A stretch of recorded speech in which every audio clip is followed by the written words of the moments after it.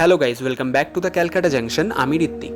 আশা করি সবাই তোমরা খুব ভালো আছো। আজকের ব্লগটা আমার দিল্লি সিরিজের সবচেয়ে স্পেশাল একটা ব্লগগুলোর মধ্যে একটা, কারণ আজ আমরা দিল্লি ছেড়ে বেরিয়ে পড়েছি ভারতের এমন একটি স্থানের উদ্দেশ্যে যেটাকে শুধু ভারত নয়, পুরো পৃথিবী চেনে।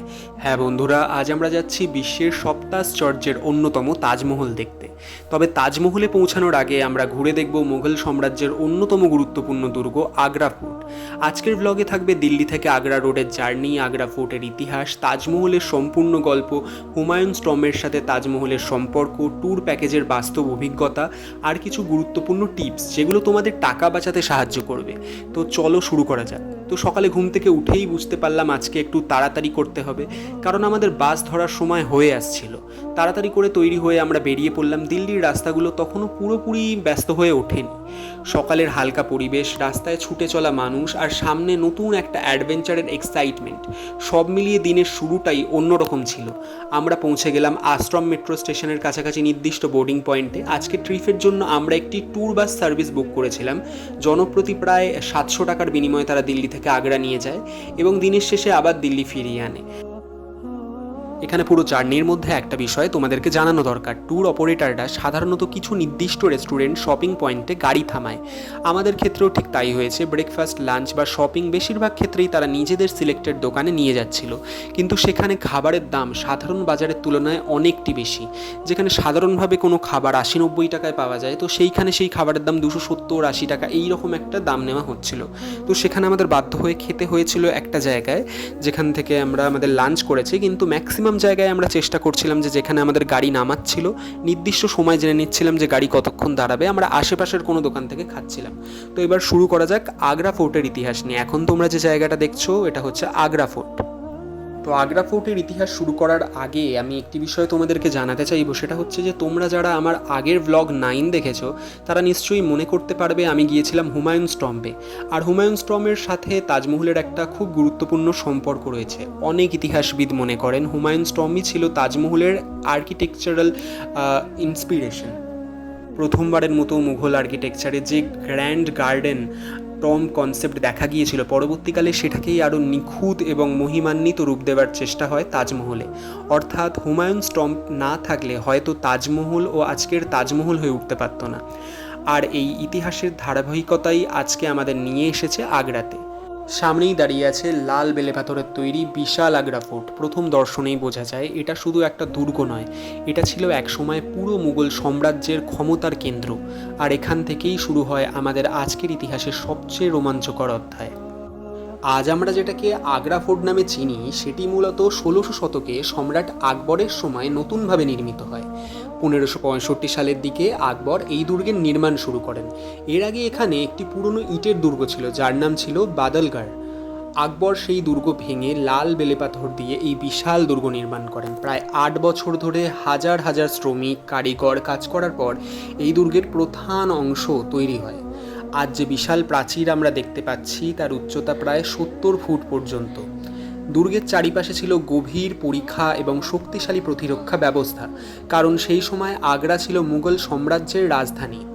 আগ্রা ফোর্টের সবচেয়ে আকর্ষণীয় বিষয় হলো এখানে এক নয় তিনজন মহান মুঘল সম্রাটের স্মৃতি জড়িয়ে আছে। আকবর, জাহাঙ্গীর এবং শাহজাহান তিনজনই এই দুর্গকে নিজেদের মতো করে সাজিয়েছিলেন। আকবর যেখানে শক্তিশালী সামরিক দুর্গ তৈরি করেছিলেন, সেখানে তার নাতি শাহজাহান দুর্গের ভেতরে যুক্ত করেন অসাধারণ সাদা মার্বেলের প্রাসাদ। তাই আগ্রা ফোর্টের ভেতরে হাঁটতে হাঁটতে কখনো লাল বেলে পাথর, আবার কখনো সাদা মার্বেলের অপূর্ব কাজ দেখতে পাওয়া যায়। ভিডিওতে তোমরা দেখতে পাচ্ছ বিশাল বিশাল প্রাসাদ, খোলা আঙিনা, নকশা করার বারান্দা এবং মুঘল স্থাপত্যের অসাধারণ নিদর্শন। প্রতিটি দেওয়াল যেন ইতিহাসের একটি পৃষ্ঠা। এখানে রয়েছে দিওয়ানি আম, অর্থাৎ সাধারণ মানুষের দরবার। এখানে সম্রাট প্রজাদের অভিযোগ শুনতেন। আর রয়েছে দিওয়ানি খাস, অর্থাৎ বিশেষ দরবার। এখানে বিদেশি দূত, রাজা ও গুরুত্বপূর্ণ ব্যক্তিদের সঙ্গে আলোচনা করা হতো। কিন্তু আগ্রা ফোর্টের সবচেয়ে আবেগঘন যে গল্পটি জড়িয়ে আছে সেটা হচ্ছে শাহজাহানের সঙ্গে। তাজমহল নির্মাণের পর তাকে তার নিজের ছেলে ঔরঙ্গজেব ক্ষমতাচ্যুত করেন। এরপর শাহজাহানকে এই আগ্রা ফোর্টের মধ্যেই বন্দি করে রাখা হয়। ভাবুন তো, যিনি পৃথিবীর সবচেয়ে সুন্দর স্মৃতিসৌধগুলোর একটি তৈরি করেছিলেন, জীবনের শেষ কয়েক বছর তাকে বন্দি অবস্থায় কাটাতে হয়েছিল।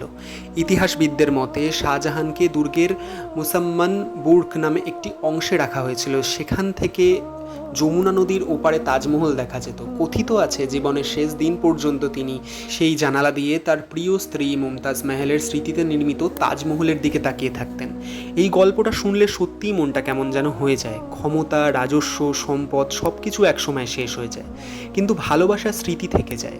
আর একটা বিষয় আমাকে খুব অবাক করেছে, সেটা হলো যে আগ্রা ফোর্ট শুধু একটা দুর্গ নয়, এটা আসলে একটা ছোট শহরের মতো ছিল।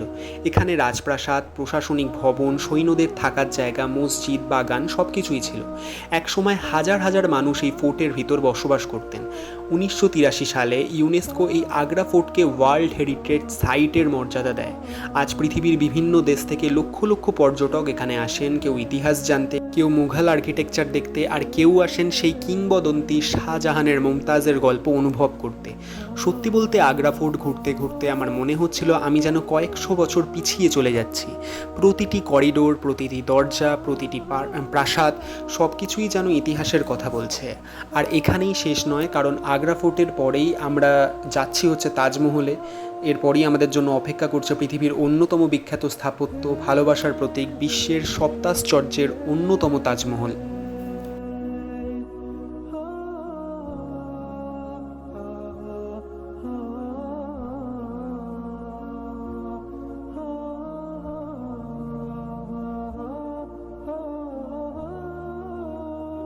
এখন আমি আছি আগ্রা ফোর্টে। তো পুরো জিনিসটা আমি তোমাদেরকে ভয়েস ওভারের মাধ্যমে বলবো, কারণ এখানে প্রচণ্ড রোদ, আর রোদের মধ্যে কথা বলতে বলতে যাওয়াটা খুবই সমস্যার। আমি তো এই ছাতা দিয়ে মানে মাথায় গার্ড করে করে ভিডিও করতে করতে যাচ্ছি, এখানে অবস্থা প্রচণ্ড খারাপ, রোদ যেহেতু।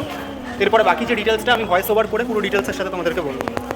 আর যদি ভালো লাগে তাহলে অবশ্যই সাবস্ক্রাইব করো আমার ইউটিউব চ্যানেল, আর সাবস্ক্রাইব করে কিন্তু বেল আইকন প্রেস করতে ভুলো না, যাতে আমি যখনই কোনো ভিডিও ছাড়বো তোমাদের কাছে নোটিফিকেশন পৌঁছে যায়।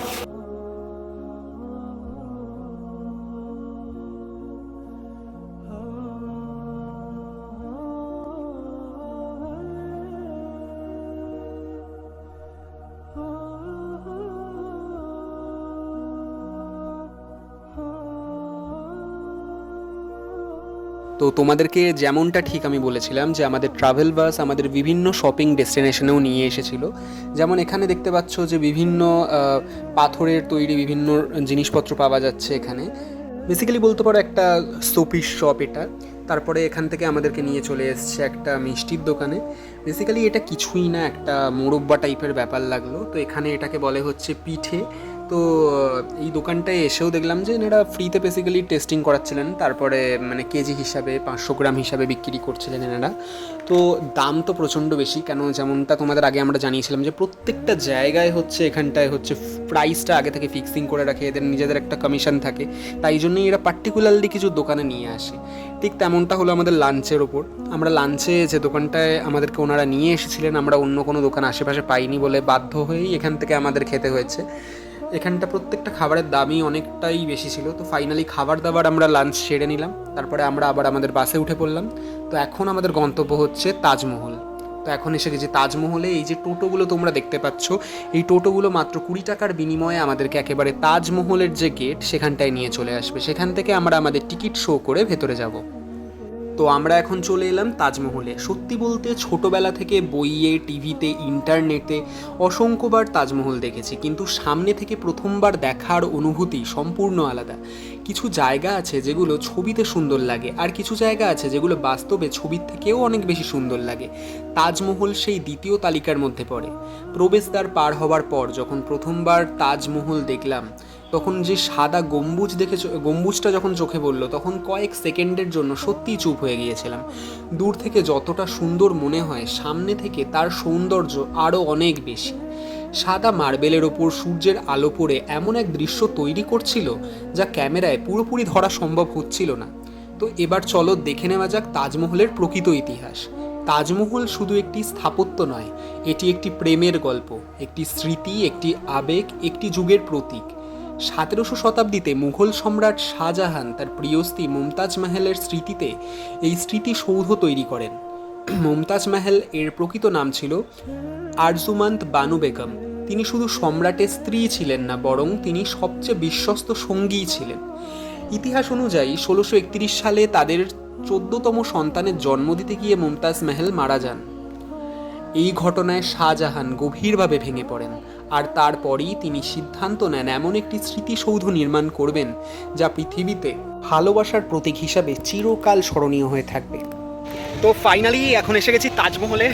এমন অবস্থা গরমে, তাই ছাতা নিয়ে আসতে হয়েছে, কিছু বলার নেই। তাই এখানে পুরো ভিডিওটা শ্যুট করে তোমাদেরকে ডিটেলসে ভয়েস ওভারের সাথে বলবো, পুরো ডিটেলস তাজমহলে। তখন ভেতরে যাওয়া যাক। কেউ এরকম ছাতা নিয়ে আসেনি, আমি যেরকম ছাতা নিয়ে এসেছি এখানে। তো ভেতরে গিয়ে পুরো বিষয়টা বলবো, দেখা হচ্ছে, পুরো স্কিপ না করে দেখবে। তো আমি এখন এসে গেছি তাজমহলে। এখানে এত রোদ, পুরো তাজমহলে মনে হয় আমি একাই ছাতা নিয়ে এসেছি। যে ব্যাকগ্রাউন্ডে দেখতেই পাচ্ছ তাজমহল, এই যে। তো পুরো বিষয়টা তোমাদেরকে ভয়েস ওভারের মাধ্যমে বলবো, কারণ এখানে একটা একটা করে যদি বলতে বলতে যাই, মানে এত পরিমাণে রোদ, সেটা একদমই সম্ভব না। তো পুরো তাজমহলের হিস্ট্রি তোমাদেরকে বলবো ভয়েস ওভার করে, প্রত্যেকটা ডিটেলসের সাথে। তাই স্কিপ না করে পুরোটা দেখো। ফার্স্টে আমরা গেছিলাম আগ্রা ফোর্টে, আর এখন আমরা এসেছি তাজমহলে। 1632 সালে তাজমহলের নির্মাণ কাজ শুরু হয়। প্রায় 20 থেকে 22 বছর ধরে এর নির্মাণ কাজ চলে। বলা হয় প্রায় 20,000-এরও বেশি কারিগর, শিল্পী, শ্রমিক এই প্রকল্পে যুক্ত ছিলেন। ভারত, পারস্য, তুরস্ক এবং মধ্য এশিয়ার বিভিন্ন অঞ্চল থেকে কারিগর আনা হয়েছিল। তাজমহল নির্মাণে ব্যবহৃত সাদা মার্বেল আনা হয়েছিল রাজস্থানের মাকরানা অঞ্চল থেকে, আর বিভিন্ন মূল্যবান পাথর এসেছে পৃথিবীর নানা দেশ থেকে। লাল পাথর, জেড, ফিরোজা, ল্যাপিস, লাজুলি, ক্রিস্টাল, অসংখ্য মূল্যবান উপাদান দিয়ে এই অলঙ্করণ করা হয়েছে। তাজমহলের স্থাপত্যের সবচেয়ে বিস্ময়কর বিষয় হলো এর সিমেট্রি। আপনি যে দিক থেকেই দেখুন না কেন, পুরো স্থাপত্যটি এক অসাধারণ ভারসাম্যের উদাহরণ। মূল গম্বুজ, 4টি মিনার, বাগান, জলাধার সব কিছুতেই নিখুঁতভাবে পরিকল্পিত। আরেকটি মজার বিষয় হলো তাজমহলের 4টি মিনার সামান্য বাইরের দিক থেকে হেলে নির্মাণ করা হয়েছে। কারণ যদি কোনো প্রাকৃতিক দুর্যোগ বা ভূমিকম্প হয়, তাহলে মিনারগুলো মূল সমাধির ওপর না পড়ে বাইরে পড়বে। সেই সময়কার প্রকৌশল, জ্ঞান সত্যি বিস্ময়কর। ভিডিওতে তোমরা দেখতে পাচ্ছ সামনে বিশাল চারবাগ বাগান। এটিকে বলা হয় চারবাগ নকশা। ইসলামিক স্থাপত্যে জান্নাত বা স্বর্গের প্রতীক হিসাবে এই ধরনের বাগান পরিকল্পনা করা হতো। বাগানের মাঝখানে থাকা জলপথে তাজমহলের প্রতিবিম্ব পড়ে, যা পুরো দৃশ্যটাকে আরও অসাধারণ করে তোলে। তাজমহলের ভিতরে রয়েছে শাহজাহান এবং মুমতাজ মহলের সমাধি। তবে পর্যটকরা যে সমাধিগুলো দেখতে পান, সেগুলো আসলে প্রতীকী সমাধি। আসল সমাধি নিচের স্তরে অবস্থিত। 1983 সালে ইউনেস্কো তাজমহলকে ওয়ার্ল্ড হেরিটেজ সাইট হিসাবে ঘোষণা করেন, আর 2007 সালে এটি বিশ্বের নতুন 7 আশ্চর্যের তালিকায় স্থান পায়। আজ প্রতি বছর পৃথিবীর বিভিন্ন দেশ থেকে লক্ষ লক্ষ পর্যটক এখানে আসেন। সত্যি বলতে তাজমহলের সামনে দাঁড়িয়ে আমার মনে হচ্ছিল যে আমি শুধু একটা মনুমেন্ট দেখছি না, আমি ইতিহাসের একটা অংশের সামনে দাঁড়িয়ে আছি।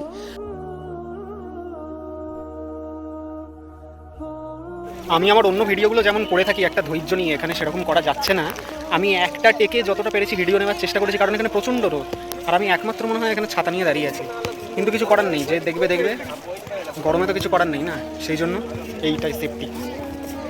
অনেকটা ছবি তুলেছি, পুরো জিনিসটা গিয়ে ডিটেলসের সাথে বলবো। এখানে একটা বাগান টাইপেরও আছে, আর সামনের একটা স্ট্রাকচার আছে, ওটা হচ্ছে গেট। ঠিক আছে, এখানে গেটগুলোই এক একটা স্ট্রাকচার টাইপের। আর হচ্ছে যে তাজমহলটা তো দেখালামই। তাজমহলের ওপরে গিয়ে যারা ছবি তোলে, মানে তাজমহলের যে মেন বিল্ডিংটা, সেখানে আবার 200 টাকা করে লাগে। বেকারই অত 200 টাকা দেবার, সেখানে 200 টাকা করে লাগে। তো আমরা 50 টাকা দিয়ে এসছি এখানে, জাস্ট এমনি ভিজিটটা করতে, আর এমনি এখানে ছবি টবি তুলতে। আর এখানে একটা জিনিস হচ্ছে কি, ফটোগ্রাফার।